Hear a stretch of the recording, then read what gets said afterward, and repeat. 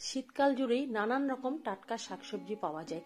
বেশি তেল মশলা ব্যবহার করার ফলে অনেক সময় এইসব টাটকা শাকসবজির নিজস্ব ঘ্রাণ আর স্বাদ আমরা পাই না। আজকে আমি একেবারে সাধারণভাবে নিরামিষ ফুলকপির একটা রেসিপি আপনাদের সাথে শেয়ার করে নেব। এইরকম রান্না আমার মা শাশুড়ি মা করে থাকতেন, খুবই পুরনো দিনের রান্না। একেবারে সাধারণভাবে তৈরি করেছি, এর স্বাদ আর ঘ্রাণ একেবারে অসাধারণ। ঘর কিন্তু এর ঘ্রাণে ময়ময় করবে। আর নিরামিষের দিনে এরকম রেসিপি গরম ভাতের সাথে যেমন ভালো লাগবে, রুটি লুচি পরোটা দিয়ে তো অসাধারণ লাগবে। আশা করব আজকের রেসিপি আপনাদের অনেক ভালো লাগবে।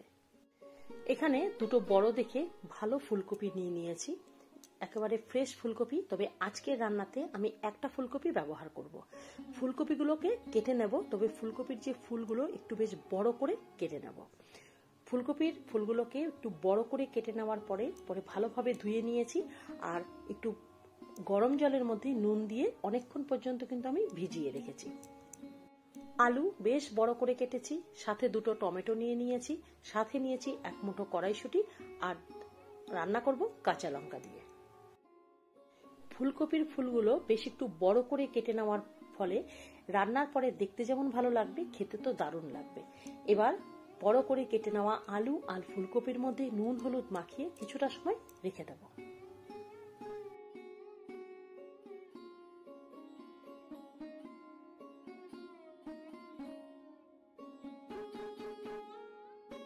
রান্নাটা সর্ষের তেলেই তৈরি করব। কড়াই খুব ভালোভাবে গরম হয়ে যাওয়ার পরে তেল দিয়েছি, তেল খুব ভালোভাবে গরম হয়ে গেছে, কড়াই চারিদিকে তেল ছড়িয়ে দিয়েছি। এবার নুন হলুদ দিয়ে মাখিয়ে রাখা আলু প্রথমে ভেজে নেব। প্রথমে আলুগুলো দিয়ে দিলাম, এবার কিছুটা সময় আলুগুলোকে নাড়াচাড়া করে ভেজে নেব।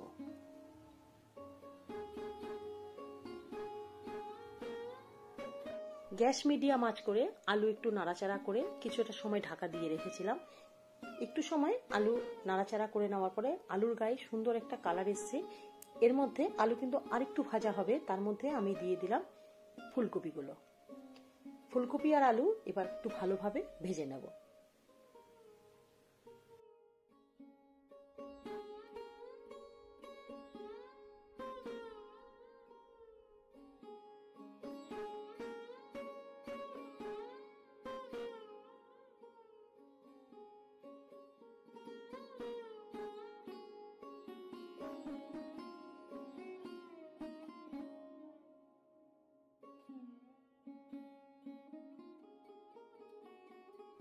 একসাথে ফুলকপি আর আলু একটু সময় ঢাকা দিয়ে রেখেছিলাম। এখানে আলু কিন্তু খুব ভালোভাবে সেদ্ধ হয়ে গেছে, ফুলকপি আরেকটু ভাজা হবে।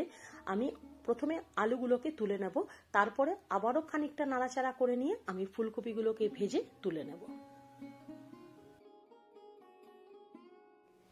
তেল দিয়ে যে ফুলকপিগুলোকে একেবারে খুব কড়া করে ভাজবো সেটা কিন্তু নয়, অল্প তেলে খুব সুন্দরভাবে ঢাকা চাপা দিয়ে আলু আর ফুলকপিগুলোকে ভেজে তুলেছি। এতে ফুলকপি আর আলু খেতে ভালো লাগবে।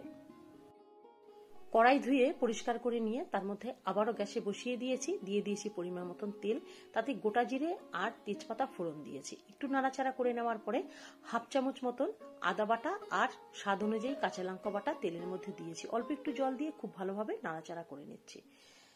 এখানে আমার শাশুড়ি মা বা মা যখন রান্না করতেন তখন কিন্তু বাটা মশলা ব্যবহার করতেন। আমি এখানে যেহেতু অল্প মশলা ব্যবহার করেছি, অল্প রান্না, সেই জন্য গুঁড়ো মশলা দিলাম। এখানে হাফ চামচ মতন ধনিয়ার গুঁড়ো, হাফ চামচ মতন জিরের গুঁড়ো, হলুদ আর কাশ্মীরি রেড চিলি পাউডার দিয়ে অল্প জল দিয়ে মশলাটাকে কষিয়ে নেব। শাশুড়ি মা ওনাদের দেখেছি এখানে কিন্তু ওনারা শুকনো লঙ্কা বাটা ব্যবহার করতেন। জিরে, ধনিয়া, শুকনো লঙ্কা খুব সুন্দরভাবে মশলা শিলে বেটে নিয়ে এই রান্নাটা করতেন, তার স্বাদ কিন্তু অসাধারণ হয়েছিল। আমি শুকনো লঙ্কা ব্যবহার করব না, অনেক সময় শুকনো লঙ্কা অনেকের সমস্যা থাকে, যার জন্য শুকনো লঙ্কা ব্যবহার করলাম না। এই মশলার মধ্যে এখানে দিয়ে দিলাম কড়াইশুঁটিগুলো, মশলা কষানো হবে আর সাথে কড়াইশুঁটিগুলো সেদ্ধ হয়ে যাবে। সামান্য পরিমাণে মিষ্টি দিলাম। এবার অল্প একটু জল দিয়ে খুব ভালোভাবে কিন্তু মশলাটাকে কষিয়ে নেব। গ্যাস মিডিয়াম আঁচ করে দেখুন মশলা খুব ভালোভাবে কিন্তু কষানো হয়ে গেছে আর কড়াইশুঁটিও সেদ্ধ হয়ে গেছে। এবার আমি এর মধ্যে দিয়ে দেব পরিমাণ মতন করে জল, তবে অবশ্যই আমি এখানে কিন্তু গরম জল ব্যবহার করছি। এই ঝোল হবে একেবারে কিন্তু পাতলাও হবে না, আবার একেবারে যে ঘন হবে সেটাও না, বেশ মিডিয়াম মতন হবে। খুব সুন্দর একটা মাঝারি মতন এই ঝোলটা হবে, খেতে তো দারুণ লাগবে। সবার শেষে একটা বিশেষ উপকরণ মেলাবো, যার স্বাদ আর গন্ধে অসাধারণ হবে এই রান্নাটা। পরিমাণ মতন করে এখানে ঝোলের যে জল আমি দিয়ে দিয়েছি, তার মধ্যে ভেজে নেওয়া আলু আর ফুলকপিগুলো দিয়েছি। এই রান্নাতে ফুলকপিগুলো খুব সুন্দরভাবে নরম হয়ে যাবে, সেদ্ধ হবে, আলুও সেদ্ধ হবে, অথচ গোটা অবস্থায় থাকবে।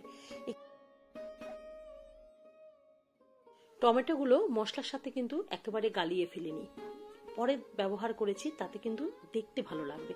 সাথে দিয়ে দিলাম 3টে গোটা কাঁচা লঙ্কা। এবার গ্যাস মিডিয়াম আঁচ করে নুন ঝালের পরিমাণটা দেখে নিয়ে এবার এই তরকারিটাকে ফুটতে দেব।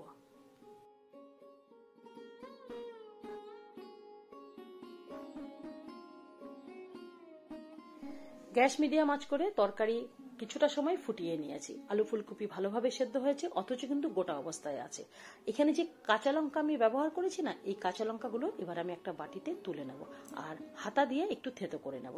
এখানে দেখুন ঝোলটা যে আমি দেখালাম বেশ পাতলা আছে, অল্প মশলা কিন্তু ব্যবহার করবেন। এবার এই কাঁচা লঙ্কাগুলোকে থেতো করে ঝোলের সাথে আমি মিলিয়ে দেব, এতে করে ঝোলের স্বাদ আর ঘ্রাণ কিন্তু অসাধারণ হবে। আর অল্প মশলা যেহেতু ব্যবহার করেছি, তার মধ্যে এবার আমি দেব চাল বাটা, আতপ চাল বাটা। রান্না করার আগে অল্প একটু চাল আমি ভিজিয়ে রেখেছিলাম, শিলে বেটে নিয়েছি। হাফ চামচ মতন আতপ চাল বাটা ঝোলের সাথে মিশিয়ে দেব, বেশি কিন্তু দেব না, অল্প একটু ব্যবহার করেছি। সাথে দিয়েছি এলাচ আর দারচিনি বাটা, সাথে 1 চামচ ঘি।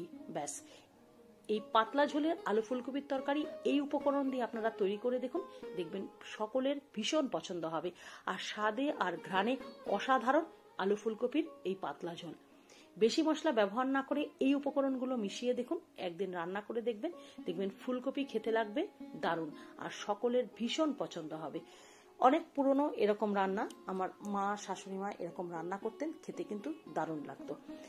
সব উপকরণ খুব ভালোভাবে মিলিয়ে দেওয়ার পরে একটু সময় আমি ফুটিয়ে নিয়েছিলাম, তারপরে গ্যাস বন্ধ করে ঢাকা দিয়ে রেখে দেব। পরে গরম গরম ভাতের সাথে পরিবেশন করব।